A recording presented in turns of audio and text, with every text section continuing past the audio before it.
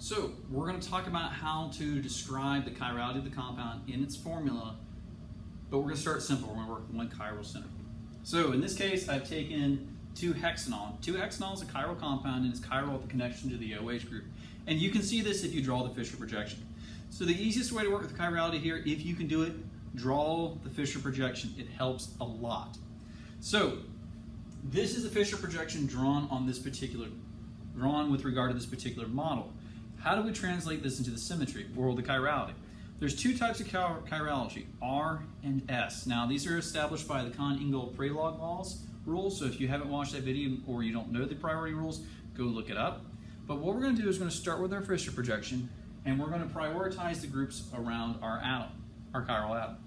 So by those rules, the OH group is going to take top priority, the chain is going to take second priority, and the methyl group is going to take third, and the hydrogen is going to take fourth. So again, to do the chiral centers, we need 4 atoms around the carbon. We've got our 4, we've ranked them in terms of priority. Now we need to look at see what they would look like if we turn this Fisher projection in such a way that the hydrogen was actually pointed into the board. So remember with the Fisher projection, these 2 are coming out, these 2 are going into the board. If we were to rotate this in such a way that the hydrogen was pointed to the board, what we'd end up with is this OH group moving up, this CH3 group being to the left, and the rest of our carbon chain being pointed down. And you can kind of see this. I've tried to build the model for you here. So as drawn, this is what the Fisher projection looks like. You've got your OH group, you've got your methyl group at the top, you've got your chain at the bottom, and you've got the hydrogen. When we go to turn this to put the hydrogen into the board, we've got the chain, the CH3 group, and the OH group. So that's where this comes from. Now we're going to look at the order. 1, 2, 3. So, brought our Fisher projection, prioritized the groups, turned our H so it's back on the board, and we've rewritten our priorities again. Next thing we're going to do is we're going to look at the order, descending order.